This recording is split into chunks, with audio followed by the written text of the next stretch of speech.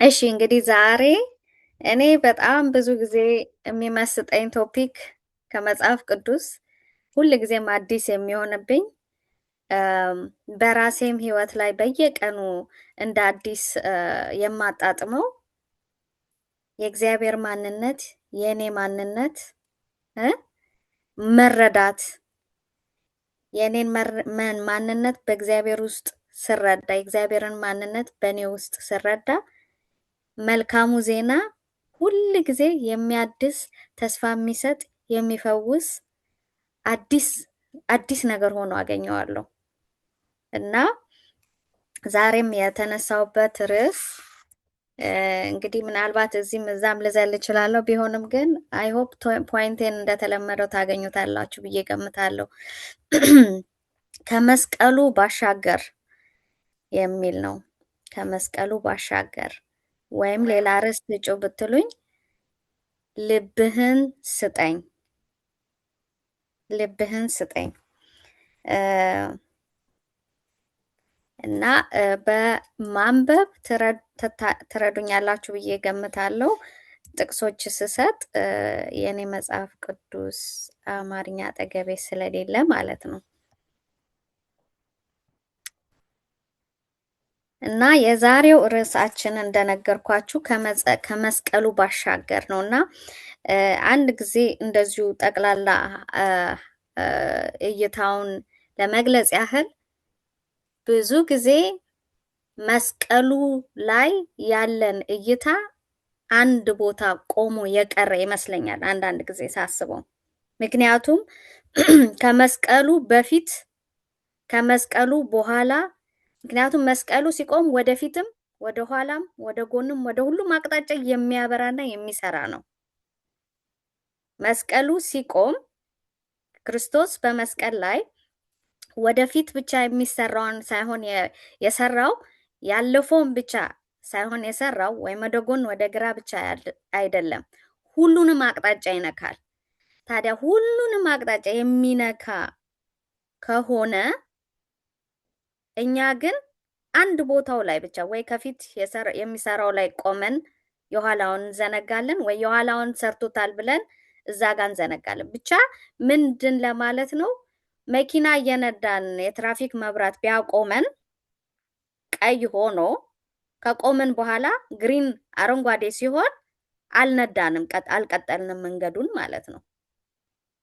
ሐሳቤ ትንሽ ግልጽ ነው ይመስለኛል። ስለዚህ እስቲ መጽሐፍ ቅዱሳችንን እግዚአብሔር ለኛ ምንድነው የሚቻለው? በእኛ ውስጥስ ምንድነው የሚቻለው? for us in us ምንድነው ማድረግ የሚፈልገው የሚለውን ለማየት እንሞክራለን። እና ዘፍጥረት 2:7ን አንድ ሰው ቢያነብልኝ ሌላ ሰው ደግሞ በተራ ብትወስዱልኝ ደስ ይለኛል። ሌላ ሰው ደግሞ ሮሜ 6:23ን፣ ሶስተኛ ሰው ደግሞ ዮሐንስ 14:6ን፣ ሌላኛው ሰው ደግሞ ዮሐንስ 11:25 በመጨረሻም ደግሞ ዮሐንስ ወይም መጨረሻ የሚወስደው ሰው 25 እና 26ን ያንብብልን። መጀመሪያ ዘፍጥረት 2:7ን ያወጣ ሰው ካለ ደስ ይለኛል። እኔ ላንብብ። እሺ። ምድርም ባዶ ነበረች፣ አንዳችም አልነበረባትም፣ ጨለማም በጥልቁ ላይ ነበረ፣ የእግዚአብሔርም መንፈስ በውሃ ላይ ሰፍኖ ነበር።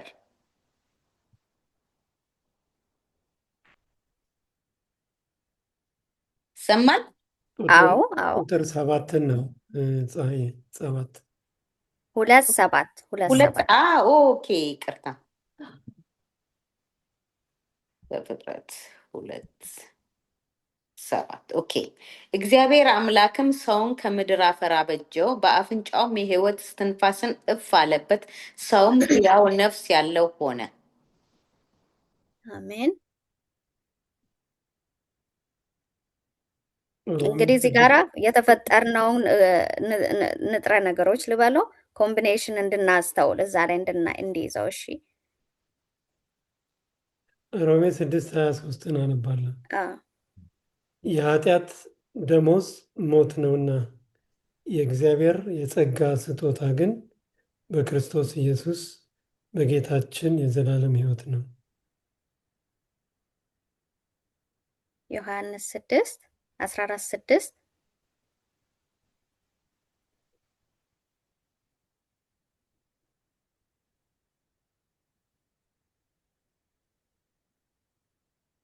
ወይም እኔ በአጭሩ ልበለው በአማርኛ እኔ መንገድም ሕይወትም እውነትም ነኝ የሚለው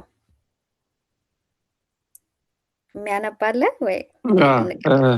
እሺ ኢየሱስም አለው ሳነብ ነበረ አጥፍቼው ነበረ። ለዚህ ነው ይቅርታ። ሌላ ሰው እያነበበ ከሆነ መተው እችላለሁ። እሺ ኢየሱስም አለው እኔ መንገድና እውነት ሕይወትም ነኝ፣ በእኔ በቀር ወደ አብ የሚመጣ የለም። አሜን። እሺ ዮሐንስ 11:25-26 እሺ እሱን ላንብብ ነው። ዮሐንስ ወንጌል ምዕራፍ 11 25-26 ኢየሱስም እንዲህ አላት፣ ትንሣኤና ሕይወትም እኔ ነኝ። በእኔ የሚያምን ቢሞት እንኳን በሕይወት ይኖራል። 26 በእኔ የሚኖር የሚያምነኝም ከቶ አይሞትም። ይህን ታምኛለሽን? ይሄ እንግዲህ ደጋግማችሁ እርግጠኛ ነኝ ስታጠኑትም ያለ ቶፒክ ይመስለኛል። እኔ ግን ከተማርኩት ላካፍላችሁ ብዬ ነው። አዲስ ነገር እግዚአብሔር ኃጢአትን እንዴት እንደሚያይ እና ፍጥረታችን እስትንፋስ ብቻ እንዳልሆነ የሰጠው ይሄ ሪፈርም የሚደረግበት የባይብል ሀብ ላይ በግሪክ ትራንስሌት ሲደረግ ብሪዝ የሚለው ይሄ እስትንፋስ የሚለው የምንተነፍሰው ሲፈጥረን ማለት ነው። የመጀመሪያው ያነበብነው አለ አይደለ? 2:7 ላይ ሰውን እንዴት እንደፈጠረ ሲፈጥር ከአፈር እንደገና እስትንፋስ ሰጠ ሲል የእሱን ኮምባይን ያደረገው እስትንፋስ ብቻ አይደለም የሚለው ይሄ ዊንድ፣ ሌላ ደግሞ ዲቫይን ኢንስፓይሬሽን፣ ኢንተሌክት ያን ሁሉ ነው የሰጠው እግዚአብሔር ለኛ ኤግዚስት ለማድረግ አይደለ? ምንም ህይወት የሌለውን ነገር ወደ ህይወት ሲያመጣን የሰጠን ብለን እንድንኖር ብቻ አይደለም። ያን ሲሰጥ የሰጠው ተጨማሪ ነገር ምንድነው? የመንፈሳዊ ኢንስፓይሬሽን ምንድነው? መንፈሳዊነትን እንደዚሁም ደግሞ ኢንተለጀንስ እውቀትን ማመዛዘንን አብሮ ነው የሰጠው። የሱን ማንነት የመኖር ኃይል ብቻ አይደለም የሰጠን፣ የመተንፈስ ኃይል ብቻ አይደለም የሰጠን፣ ተያይዞ የሰጠን የባህሪ የማመዛዘን እነዚህ ሁሉ ነገሮች አብረው ነው የተሰጡን። ለምንድን ነው ይሄንን ማንሳት የፈለኩት? እግዚአብሔር ሲፈጥረን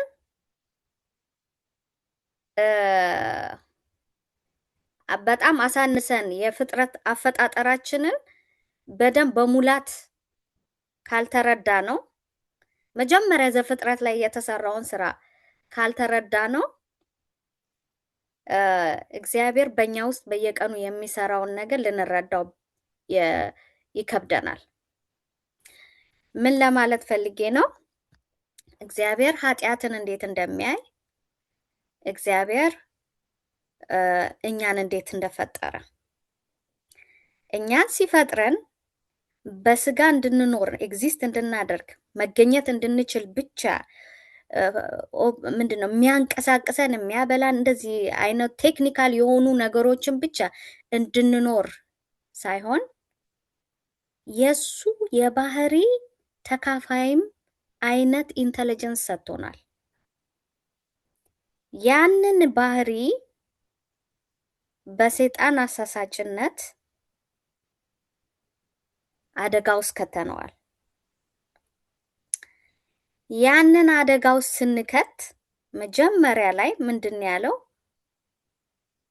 ይሄን አጥፍታል፣ ይሄን አድርጋል ብሎ አይደለም የተካሰሰው አይደለ? እግዚአብሔር ታስታውሱ እንደሆነ ዘፍጥረት ላይ አዳም ወዴት አለህ ብሎ ነው ፈልጎ የመጣው። ወዴት አለህ ብሎ ሲመጣ እንደገና ሌላ የፈጠረው ነገር አለ ከጥፋት በኋላኛ ውስጥ። እግዚአብሔር ሲናገር፣ ክርስቶስ ሲፈጥር፣ ቃል ከአንደበቱ ሲወጣ ይፈጠራል አይደለ? ቃሉ ይፈጠራል፣ ሪል ይሆናል አይደለ? ሶ እኛን እንደፈጠረ እንደገና ልክ ኃጢአት አዳም ሲሰራ ቃል ሲገባ ያ ነገር ሪያሊቲ የሆነ ነገር አለ። ራሳችንን ድንበሩን ለጠላት በሰጠን ጊዜ ምናልባት ታሪኩን በደንብ እየዳሰስኩት ካልሆነ አሁን የምገልጸው ሀሳብ ምንድን ነው?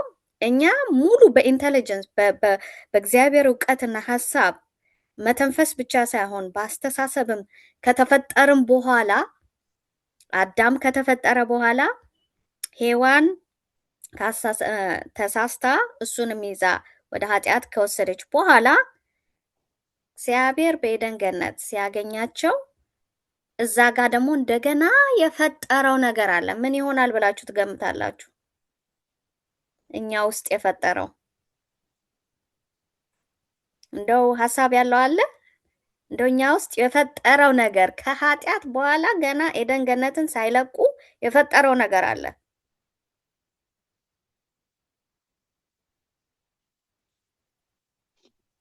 ጥፋተኝነታቸውን መሰማት ይሆን? ማወቅ መሳሳታቸውን?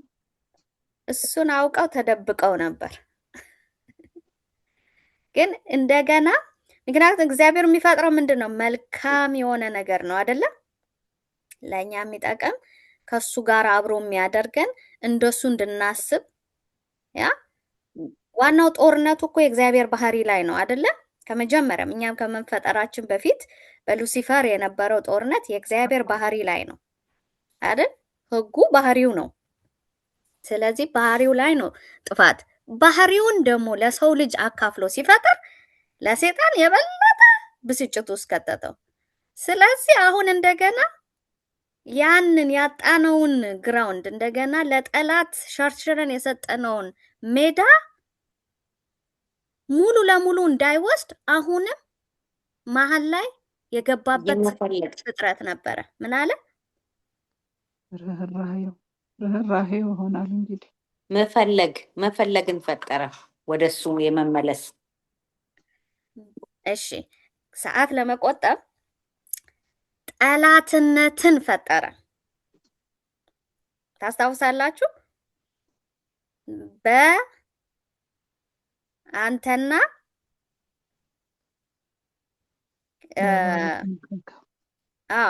ጠላትነትን ፈጥሬያለሁ አለ።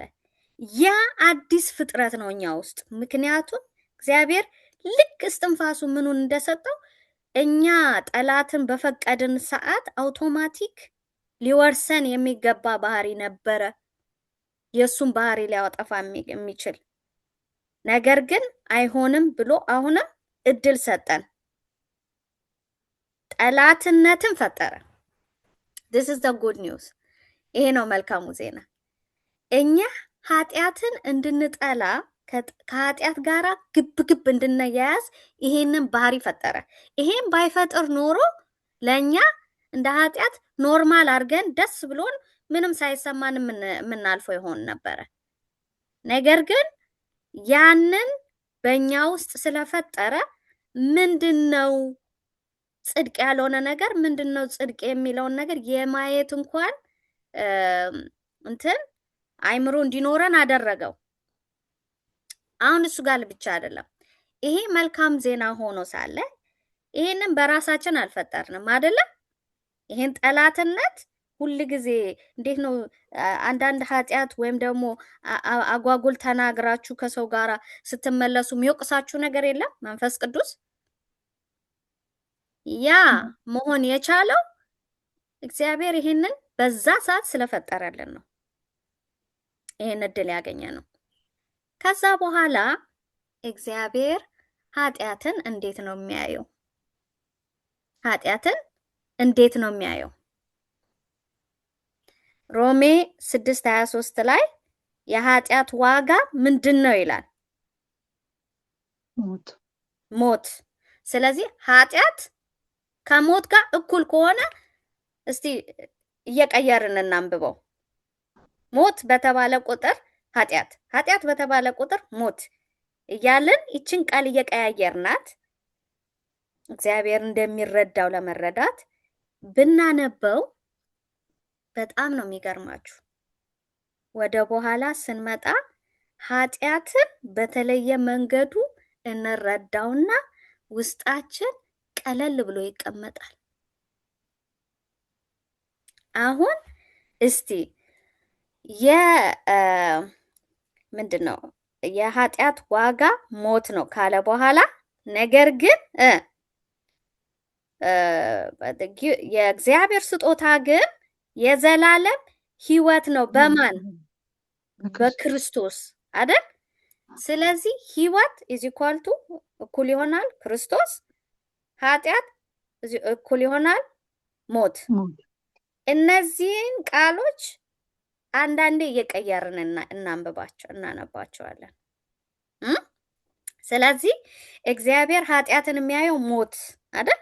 ሞት ነህ እያለ ነው የሚያየው። ስለዚህ ኃጢአት ስንሰራ ምንድን ነው? ሞት አይደል? ሞት ነው።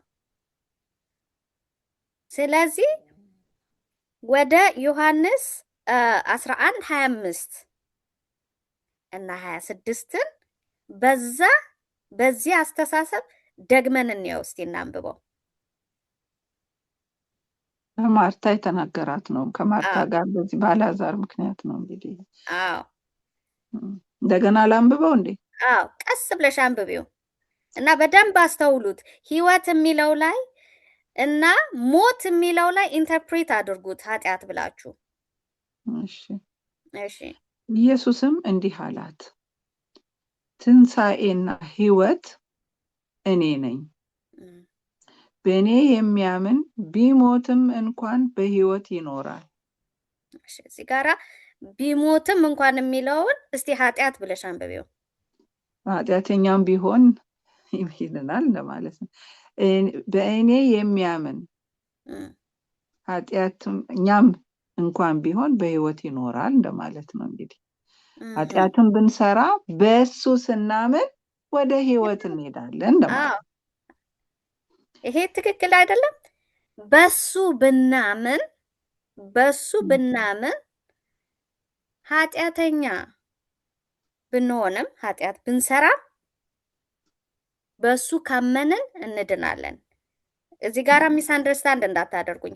ኃጢአትን እያበረታታሁ እንዳልሆነ ወደ በኋላ ስንመጣ እናየዋለን። ብዙ ሰው ቶሎ ነጥቆ ዛጋ ነው የሚሄደው እና እንግዲህ አሁን ኃጢአትን እንደ ልብ እንስራ እንዘናጋ ነው። እሱ ላይ ምንም የሚያዳክም ነገር የለም። ብዙ አንስጋ። ስጋታችን ምን ላይ ነው መሆን ያለበት? እግዚአብሔር እንዴት ነው ኃጢአትን የሚረዳው? እሱ እንደሚረዳው ብንረዳ አንደኛ የኃጢአት ጠላት እንሆናለን፣ አንደኛ የእግዚአብሔር ወዳጅ እንሆናለን። እኛ ውስጥም ያለው ፉክቻ እየቀለለ ይሄዳል። ስለምን እየገባን ስለሆነ እንዴት እግዚአብሔር እንደሚያ ምክንያቱም እግዚአብሔርን አንዳንድ ጊዜ ቶክሲክ በሆኑ ሰዎች ኤክስፔሪየንስ መጥፎ ባህሪ ባላቸው ሰዎች ተቀርጾ ይቀርብናል አይምሯችን ውስጥ እና እሱን ለመረዳት ከአስተዳደጋችን፣ ከአካባቢያችን ካለን ትራውማ ከምን እውነተኛ ባህሪውን ለመቀበል እና ለማመን እንቸገራለን። ለዚህ እኮ ነው ረጅም ጊዜ የሚፈጅብን አንድ ኃጢአት ለመተው እንጂ አንድ ኃጢአት እኛ ላይ መብት እንዳይኖረው ለማድረግ በመስቀሉ ጋር የሞተው ምንድነው? ሰማይ የዳነው ሌባ አለ አይደል? ስንት ጊዜ ፈጀበት? ስንት ሰዓት፣ ስንት ዓመት ፈጀበት? እዛ ጋራ ባመነ ጊዜ ተወሰደ አይደለ? ክርስቶስ ተቀበለው። ምክንያቱም እግዚአብሔር እኛ ውስጥ ሊሰራ የሚፈልገው በኃይል ነው፣ በስጋ አይደለም። ወደ ኋላ እንመጣለን። ብዙ እንትን አለኝ ግን እስቲ ቶሎ ቶሎ ወደዛ ልሂድና እነዚህ ሁለቱን ያዙልኝ። በ26 ላይ ያለውንም ስታነቢው በእኔ የሚኖር የሚያምንብኝም ከቶ አይሞትም። ይህን ታምኛለሽ? ስለዚህ አይሞትም የሚለው ላይ አሁንም እንደ ቅድሙ አስገብተሽ አንብቤልኝ። በእኔ የሚኖር የሚያምንብኝም ከቶ ኃጢአት አይሰራም እንደማለት ነው። ታምናለሽ? አዎ። የትኛው ኃጢአት ነው ከእግዚአብሔር ኃይል ጠንካራ የሆነው? እግዚአብሔር እንዲህ ካለ ማን ነው ከእግዚአብሔር በላይ ፈጣሪ ሊሆን የሚችል ያለው? ያ እሺ፣ ይሄንን በአእምሯችን እንያዝ። እግዚአብሔር ኃጢአትን የሚያየው እንደ ሞት ነው። that's it። በቃ ልጄ አትሙት ነው። እንደዚህ አድርገ ሰራው፣ ኃጢአቱን በትንሹ ሰራው፣ በትልቁ ሰራው፣ ሐሳብ፣ አስተሳሰብ፣ ኢማጂኔሽን፣ ሁሉ ነገር ገደልክ፣ ሁሉንም ኃጢአት ጨፍልቆ እንዴት ነው የሚያየው? ሞት ነው። ምክንያቱም እሱ ከሞት ጋር ኤግዚስት አያደርግም፣ አብሮ መኖር አይችልም። ሞት ህይወት ያለበት ቦታ መኖር ይችላል። ጨለማ መብራት ስናበራ ኖ ጨለማ ሆኜ እቀራለሁ ብሎ መደባደብ ይችላል ከብርሃን ጋር? ወዲያው ነው እጅ የሚሰጠው አይደለ? እንደዛ ነው። ስለዚህ ለእግዚአብሔር የሚታየው እያንዳንዳችን ኃጢአታችን ራሳችንን እያበሰበስን የምንሄድበት ነው። ትሳ ነው የሚያየው። እኛ ግን የምናየው ብዙ ጊዜ ከሌ እንደዚህ እየበሰበሰ ነው ያለው። ኢማጂን ምግብ እየበሰበሰ ቢሄድ አወራራችን የሚሆነው እንደዛ ነው ነው።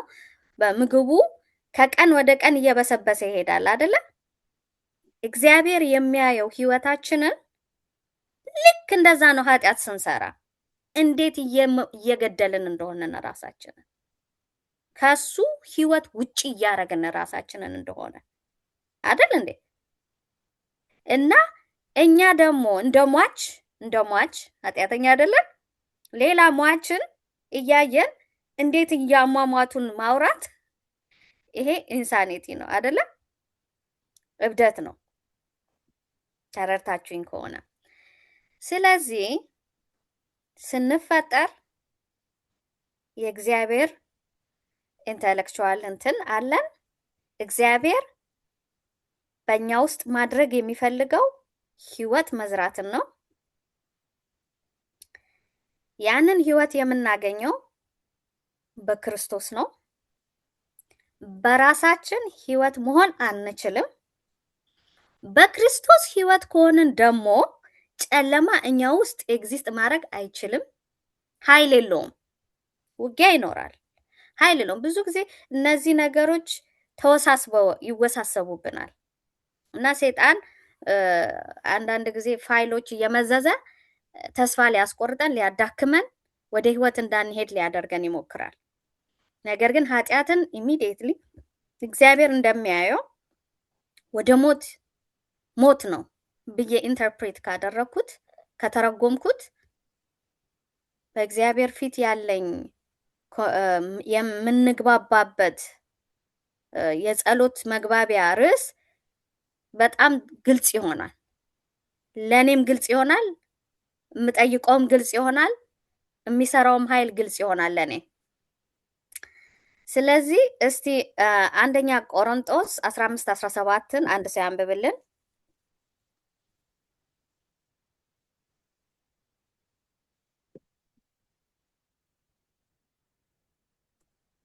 15:17 ያ ክርስቶስም ካልተነሳ እምነታችሁ ከንቱ ናት፣ እስካሁን ድረስ በኃጢአታችሁ አላችሁ።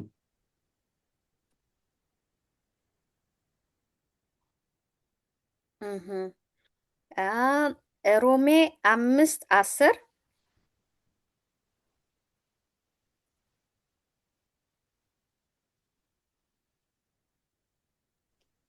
ጠላቶች ሳለን ከእግዚአብሔር ጋር በልጁ ሞት ከታረቅን ይልቁንም ከታረቅም በኋላ በሕይወቱ እንድናለን። ስለዚህ እዚህ ጋራ ሞት ተደጋግሟል። ምንድነው ሞት እዚህ ጋራ እየተገለጸልን ያለው? ሞት ኃጢአት ነው ካለን ክርስቶስ ሲሞት ክርስቶስ በመስቀል ላይ ምን ሆነ ነው የሚለው? ኃጢአት አይደል? እያንዳንዱ ኃጢአታችንን ወርሶ ኃጢአት ሆነ። ሶ ይሄ ኃጢአት ሲሞት የኔንም የሁላችንንም የወደፊት ያለፈንም የሁሉንም ሰብስቦ ሲሞት አብሬው ካልሞትኩኝ አሁን ምን አይነት ላይፍ ነው ያለኝ? ምን አይነት ህይወት ነው? ያንን እውነት ማመን አለብን። ያንን በጥምቀት ወደ በኋላ እንመጣበታለን ይመስለኛል። አንድ ሰው እንዲያውም እዚህ ላይ ቢጨምርልኝ ጥሩ ነው። አንደኛ ቆሮንቶስ 15:34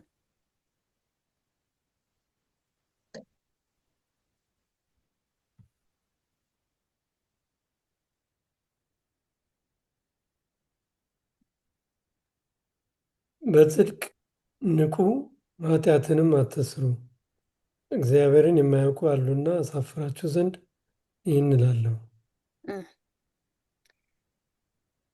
በክርስቶስ ራይቸስነስ ምንድን ነው ብለናል? በፊት ስናጠና ታስታውሳላችሁ? ትክክል ማድረግ አይደል? ትክክል ወደ ማድረግ ተነሱ፣ ከሞት ተነሱ። ሞት ምንድን ነው? ትክክል አለማድረግ ነው አይደል እንዴ? ትክክል የምናደርግ ስላልሆንን ጠላትነት እንኳን ቢፈጠርም በእኛ ውስጥ ትክክል አለማድረግንና እኔ መሀል ጠላትነት ቢፈጠርም፣ ምክንያቱም የትክክል አለማድረግ ምንድን ነው? አባት ማን ነው? ሴጣን ነው አይደለ?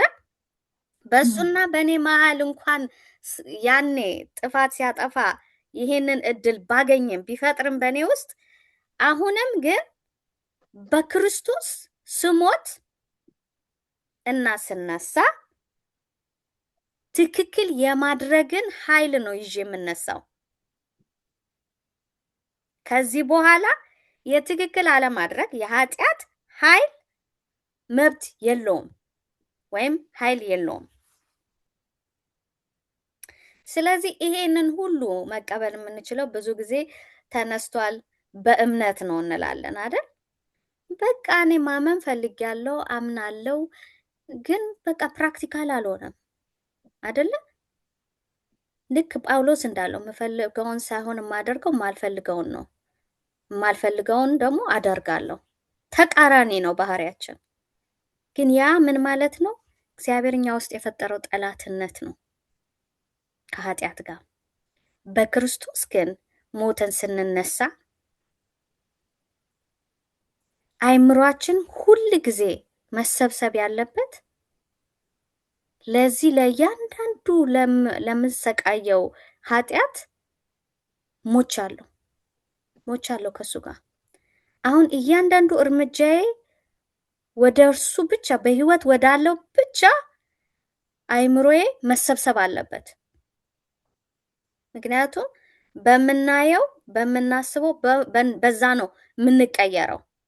ስለዚህ የባህሪ ለውጥ የማምጣት ብቻ ሳይሆን እኛ ውስጥ የስጋ ያልሆነ ኃይል ነገር ግን ሱፐርናቹራል የሆነ ሪያሊቲ ነው መኖር ያለበት። ይሄ ዲቫይን የሆነ ሪያሊቲ ከእግዚአብሔር ኃይል ብቻ፣ ይሄ በስጋ የማይሰራ የማይፈጠር፣ እኛ ምንም መፍጠር እንደማንችል ሁሉ ምንም መልካም ነገር መፍጠር አንችልም። ምንም መልካም ባህሪ መስራት አንችልም። ነገር ግን መልካም የሆነው እሱ እኛ ውስጥ ሲኖር ምንም አይነት መጥፎ ባህሪ መፍጠር አይችልም። መልካም ባህሪ ብቻ ነው መፍጠር የሚችለው። ያንን እኔ ላይ በተጨባጭ ለሰው አያችሁኝ፣ 1 ዓመት ምንም ነገር አልሰራውም። ምንም ኃጢአት መስረቅ እኮ ካቆምኩ ቆየሁ፣ መጠጣት ካቆምኩ። እንደዛ ሳይሆን ብዙ ሰው ኃጢአቱን ይሰጣል፣ ልቡን ግን አይሰጥም። ኃጢአታችንን ልንሰጥ እንችላለን፣ ልባችንን ግን አንሰጥም። ለዛ ነው ለብ ያላችሁ ልተፋችሁም የሚለው። ምክንያቱም እውነቱ ያለን ይመስለንና በውጭ ልክ እንደ ፋረሲዎች ሁሉ ነገር ትክክል በማድረግ በሚሽን በሁሉ ነገር ተጠምደን እሱ ሁሉ ሮንግ ነው እያልኩ አይደለም። ግን ያ ልባችንን ለሱ ሰጥተነው እሱ በእኛ ውስጥ የሚሰራው ስራ ካልሆነ ወደ ጥፋት የሚወስደን ነው። ሰዎችን ለማሳቀቅ የምንሰራው ስራ ነው የሚሆነው፣ ወይም ራሳችንን እያታለልን ነው። እሱ የሚፈልገው ልባችንን ነው። ልባችንን ሲወስድ ምን አይነት ስራ ይሰራል? ምን አይነት ስራ ይሰራል? ፐርፌክት የሆነ ስራ፣ ንጹህ የሆነ ስራ፣ ያልተበላሸ ስራ ነው የሚሰራው። እስቲ ሮሜ 6:5 አንድ ሰው ያንብብልኝ። ብዙ ጥቅሶች አሉ። ጥቅሶቹ ላይ ብዙ እንትን ልላችሁ አልፈለኩም። ከ6:5 እስከ 10 አንድ ሰው መደዳውን ቢያነብልን ደስ ይለኛል። ሞቱንም በሚመስል ሞት ከእርሱ ጋር ከተባበርን ትንሣኤውን በሚመስል ትንሣኤ ደግሞ ከእርሱ ጋር እንተባበራለን። ከእንግዲህ ወዲህ ለኃጢአት እንዳንገዛ የኃጢአት ሥጋ ይሻር ዘንድ አሮጌው ሰዋችን ከእርሱ ጋር እንደተሰቀለ እናውቃለን። የሞተስ ከኃጢአቱ ጸድቋልና። ነገር ግን ከክርስቶስ ጋር ከሞትን ከእርሱ ጋር ደግሞ በሕይወት እንድንኖር እናምናለን። ክርስቶስ ከሙታን ተነስቶ ወደፊት እንዳይሞት ሞትም ወደፊት እንዳይገዛው እናውቃለንና መሞትን አንድ ጊዜ ፈጽሞ ለኃጢአት ሞቷልና በሕይወት መኖርን ግን ለእግዚአብሔር ይኖራል። ስለዚህ እዚህ ቦታ ላይ ሞትና ኃጢአትን፣ ሕይወትን፣ ክርስቶስን እየቀያየርን ቦታው ላይ የእነዚህን ቃሎች እየቀያየርን ብናነበው ኃጢአት ኦልሬዲ አልቆለታል አይደለ? ኃጢአት ስላለቀለት እኛ በሕይወት መኖር አለብን። በሕይወት ነው ያለነው። ሕይወታችንን ለእርሱ ሕይወት ላለው ሕይወት ለሆነው ከሰጠን ሕይወት የሆነው እኔ ውስጥ ሕይወት ሲሆን አይ ዶንት ኖ እንዴት እንደምገልጸው፣ ግን እኔ ውስጥ መኖር ሲጀምር ሕይወት ነው የሚታየው እና ያ ሕይወት ምናልባት እኛ አስተውለን ዛሬ ቼክሊስት ላይኖረን ይችላል ለምንሰራው ስራዎች። ነገር ግን የማይለወጥ ወይም የእሱ ሕይወት ያልሆነ ሕይወት ልንኖር አንችልም። ምን ማለት ነው? ጨለማ ሊቋቋመው አይችልም አይደለ? ጨለማ ሊቋቋመው በፍጹም። መልካሙ ዜና ምንድን ነው? ሴጣን አሁን በተለይ አንድ ኃጢአት ስንሰራ በጣም ዲፕሬሽን ውስጥ ነው የሚከተን። የራሴን ኤክስፔሪየንስ ዲፕሬሽን ውስጥ ነው የሚከተው በቃ። ነገር ግን በክርስቶስ ሕይወት ስለምንኖር ነው ይሄንን የምናየው፣ ይሄ የሚሰማን፣ ይሄ ትግል ያለው ክርስቶስን ስለወደድን ስለፈለግነው፣ ባህሪው ስለሳበን፣ ከሱ ውጪ የኛ የመኖር ትርጉም ስለሌለው። ራእይ 1:18 እስቲ አንድ ሰው አንብብልን።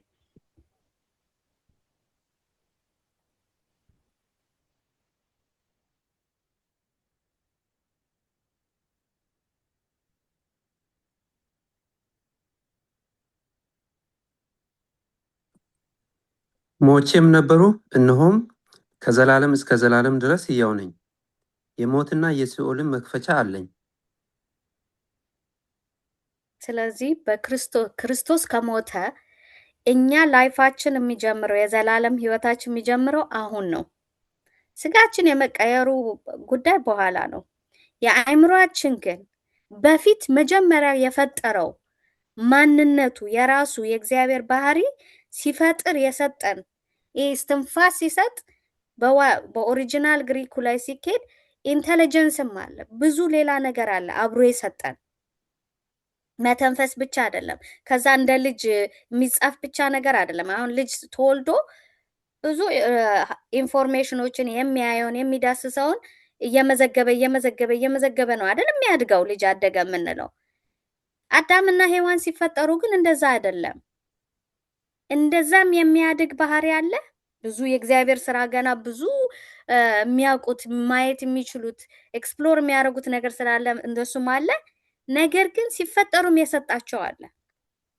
ስለዚህ ያንን ሪስቶር ሲፈጥረን ያ አሁን ይሄ ጠላትነቱን በክርስቶስ መሞትን ያን ሲሰራ ያንን ባህሪ ነው እየመለሰ ያንን ማንነቱን እኛ ውስጥ እየመለሰ ነው ያለው። ስለዚህ እሱ እንደሚሰራውና ማድረግ እንደሚችል ስናቅ ውስጣችን ተረጋግቶ በተስፋ ሰው ተስፋ ከሌለው እርግጠኛ መሆን አይችልም። ሰው የሚተማመንበትን ካላወቀው ባህሪውን መተማመን አይችልም እዛ ላይ አይደል? ስለዚህ እግዚአብሔርን ጊዜ ስንወስድ ከሱ ጋራ እውነተኛ ባህሪውን ሰው ከሚገልጸው ውጪ ራሱን ሲገልጽ በጣም አእምሯችን ይደመማል። የፍቅሩ ጥልቀት እና ኃይል ውስጣችንን ብትንትን ነው የሚያደርገው፣ ይመልሰዋል። ሌላ ምንም የሚስበንና የምንወደው ነገር የምንጓጓለን ነገር አይኖርም። ለዛ ኃይል ይሆናል። ምክንያቱም ምን ይላል? እምነት እንኳን ቢኖረኝ ይሄን ተራራ ከዚህ ተነስተው ወደዛ ሂድ ብል፣ ባህር ብከፍል፣ በዘይት ብቀቀል፣ ይህን ሁሉ ባደርግ ፍቅር ከሌለኝ ግን ምን ይላል? ከንቱ ነኝ።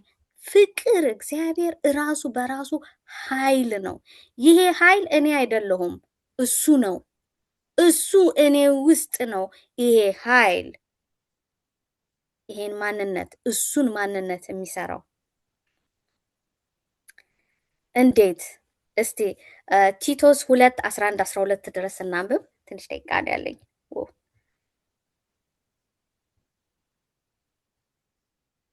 አንድ ሰው ቢያነብልን።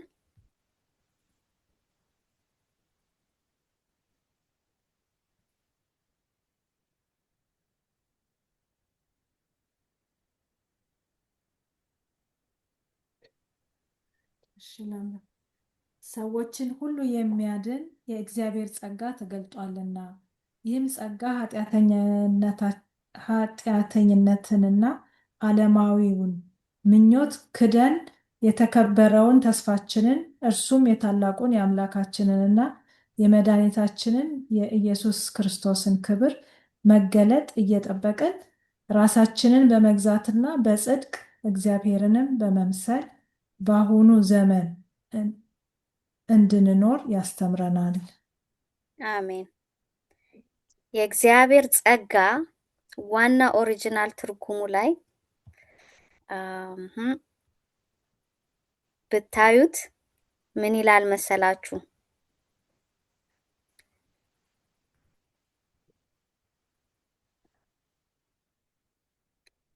የመለኮታዊ ኢንፍሉዌንስ ተጽዕኖ፣ መለኮታዊ ተጽዕኖ በልባችን ላይ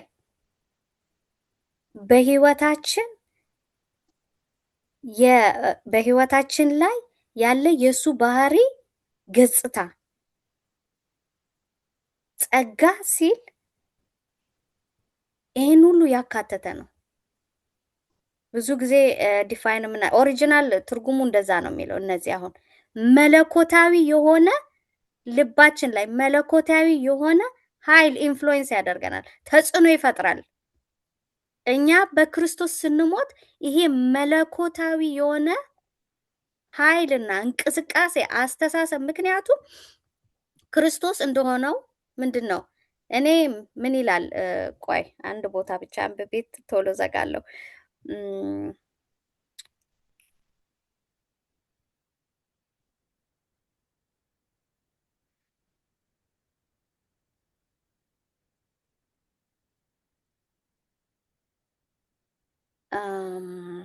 ማቴዎስ 5:48 ላይ ምን ይላል?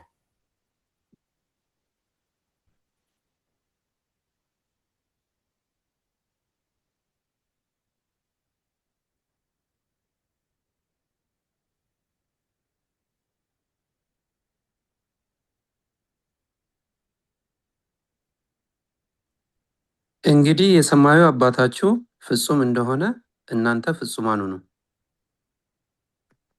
ብዙ ሰው ይሄንን ይፈራል፣ ግን እግዚአብሔር ያስቀመጠልን መስፈርት ኤክሰለንት ኳሊቲ ነው። ሰከንድ አንድ አይደለም። ምክንያቱም እሱ ስለሚሰራው፣ እሱ ስለሆነ ቃል የገባው። እኛ ከሆነ የምንሰራው ወይ ኮልድ ነን ቀዝቃዛ ነን ወይም ደግሞ ለብ ያልን ነን። ስለዚህ የሱን አይነት ልንሆን አንችልም። ቀዝቃዛ ከሆነን ሙሉ ለሙሉ ባህሪውም የለንም። ለብ ያልን ከሆነን ደግሞ እንመስላለን ግን አይደለንም። ነገር ግን ሙሉን መሆን የምንችለው እሱ በእኛ ውስጥ ብቻ ሲሆን ነው። የሱ መለኮታዊነት በእኛ ውስጥ ፓንቲዝም ሳይሆን የምገልጸው እዚህ ጋራ የሱ በእኛ ውስጥ አባይድ እኔ በእናንተ እናንተ በእኔ ውስጥ ያለውን እውነታ ማጣጣም፣ መተንፈስ፣ ማሰብ፣ ማየት፣ እሱ እንደሚያይ ማየት፣ መስማት፣ መናገር፣ ሁሉን ነገር እሱ እኛ ውስጥ እንደ ካለን ሁለተኛ ኃይል ካጠገብ እንዳለ ነው አይደል? በእኛ ውስጥ ግን ከሆነ እንደ እኔ ብለን እንደ አንድ ሆነን እንደምንኖረው ነው ማሰብ ያለብን። በፊልጵስዩስ 2 አይ ቲንክ 5:2 ጀምሮ ይመስለኛል ይሄ የሱ አይምሮ በእናንተ ውስጥ ይሁን የሚለው ይሄ እግዚአብሔር የተናገረው መሆን ያለበት ነገር ነው። የክርስቶስ አይምሮ በእናንተ ውስጥ ይሁን ካለ ይሄንን አሁን ማቴዎስ ላይ ያነበብነውን መሆን የማይቻልበት ምክንያት የለም። ታዲያ እኔ ራሴን ፐርፌክት አልልም አይደል? ፍጹም ነኝ አልልም። ነገር ግን እግዚአብሔር ፍጹም ነህ ብሎ መናገር ይችላል። እሱ ነው የሚፈትሸው፣ እሱ ነው የሚሰራው። እሱ ያን ማለት ይችላል። እኔ ግን በራሴ ነኝ ብዬ ልናገር አልችልም። ስለዚህ በአጠቃላይ ሰዓቴም ስላለቀ አልፍ ያለው ሰዓቴም ብዙ ልገልጽ የምፈልገው እና ሀሳብ ነበረ ግን ምንድነው ዋናው ልዘጋ የፈለኩበት ሀሳብ ክርስቶስ በእኛ ውስጥ በእርሱ ስንሞትና መነሳታችንን መዘንጋት የለብንም። መስቀሉ ጋራ ሞቶ ብቻ የቀረ አምላክ አይደለም ያለን፣ አዳኝ አይደለም ያለን።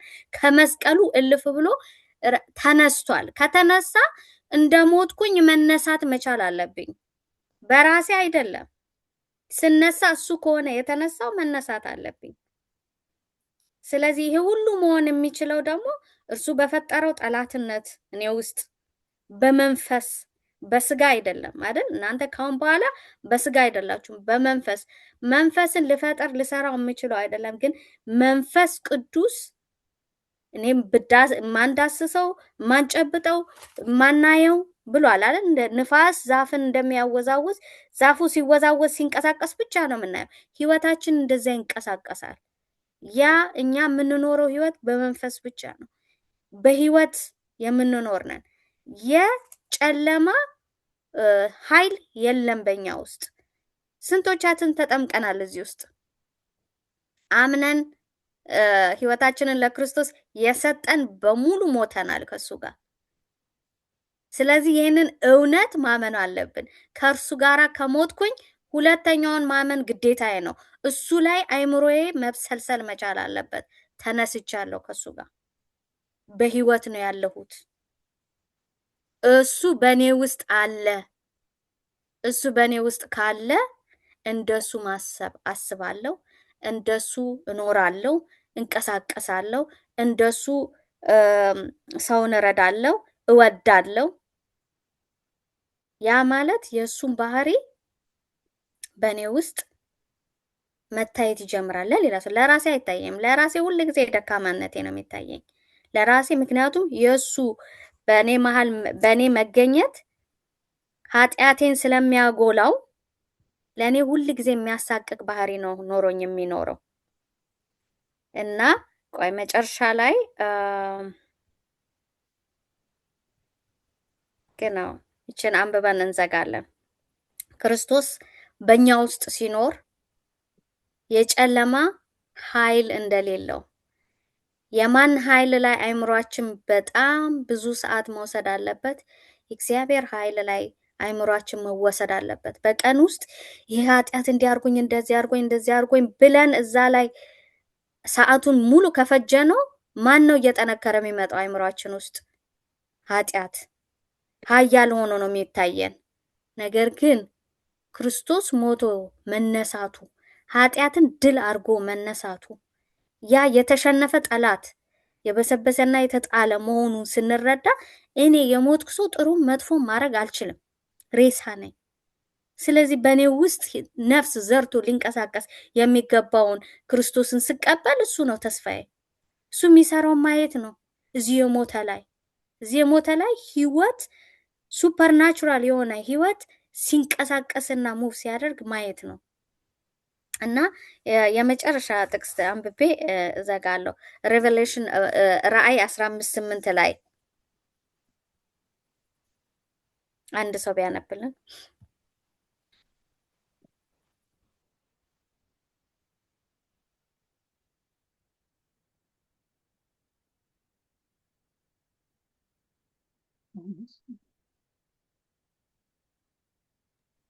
እሺ ላንብበው እኔ 15:8 ቤተ መቅደሱም ከእግዚአብሔር ክብር ከኃይሉም ከወጣውም ጢስ ተሞላ። የሰባቱ መላእክት 7 መቅሰፍቶች እስኪፈጸሙ ድረስ ማንም ወደ ቤተ መቅደሱ መግባት አልቻለም። ይሄ እንግዲህ በጣም ኢምፖርታንት ነው። በዚህ በመጨረሻ ሰዓት ክርስቶስ ከቅዱሰ ቅዱሳን ወጥቶ ክርስቶስ በእኛ ውስጥ አሁን መኖር ካልጀመረ፣ ክርስቶስ በእኛ ውስጥ አሁን መገኘት እና መስራት ካልጀመረ፣ በእኛ ውስጥ ካልሆነ የመጨረሻውን ሰዓት መቆም አንችልም። እሱ መጥቶ እስኪወስደን ድረስ እርሱ በእኛ ውስጥ መኖር መቻል አለበት። ለምን? በመጨረሻ ሰዓት ለሱ ክብር አይደል? no man was able to enter into the temple። በክብሩ የሱ ክብር የሱ ባህሪ ነው አይደለ? the glory of God ባህሪው ነው አይደለ? ሰውን እንደ አምሳላችን እንፍጠር for our glory አይደል? ስለዚህ የሱ ባህሪኛ ውስጥ ሲሆን ምንም አይነት ነገር ማንም ሊነቀንቀን አይችልም። ባህሪው ታትሞ ይቀራል። በመጨረሻ ሰዓት ማያንቀሳቀሰን ነገር ቢኖር እርሱ በእኛ ውስጥ የሚያትመው ባህሪ ነው። ያ ባህሪ እሱ መጥቶ እስኪወስደን ድረስ የሚጸና ነው። ባህሪው ደግሞ እርሱ እራሱ ነው። ሴጣን እስከ መጨረሻ ድረስ የሚያስታቸውን ሲያናጋ እናያለን አናይም? በውስጣቸው ሲሰራ እናያለን አናይም? ኢቭን ቤተ ምንድነው አዲስቷ ኢየሩሳሌም ስትመጣ እንኳን አሰማርቶ እንውረስ ሁሉ የሚልበት ይሄን ያን ፓወሩን ማኒፑሌት ያደረገ ነው አይደለ? እግዚአብሔር ታዲያ እንዴት ነው እንደዛ ማያደርገን? እስከ መጨረሻ ድረስ አሁን የጀመረውን ስራ ከፍጻሜ ያደርሳል። ያ ግን የሚሆነው አሁኑኑ ልባችንን ስንሰጥ ነው። ስራ ላይ አንጀምረው፣ ልባችን ላይ እንጀምረው። ልባችንን ስንሰጠው ኃጢአታችንን ይጠርጋል። ስራችን ግን ፐርፌክት ቢሆን ልባችን ካልተሰጠ እግዚአብሔር ፊት የቆመው ሉሲፈር ነው የምንሆነው። ከዛ እግዚአብሔር ይጠብቀን። አሜን። ስለዚህ እግዚአብሔር ታማኝ ነው። በእኛ ውስጥ የጀመረው መልካም ስራ ከፍጻሜ ያደርሳል ስለሚችል አደርገዋለሁ ብሏል። እርሱን በማመን አሁንም መሞታችንን እናስታውስ፣ መነሳታችንንም እናስታውስ። ከመስቀሉ እልፍ ብለን ልባችንን እንስጠው። ኃጢአታችንን ብቻ መናዘዝ አይደለም፣ መስጠት አይደለም፣ ልባችንን እንስጠው። ልባችን ካልተለወጠ ስራችን ቢቀየር ትርጉም የለውም። እኛ ክርስቲያን አይደለንም። እና አመሰግናለሁ። እግዚአብሔር ይባርካችሁ።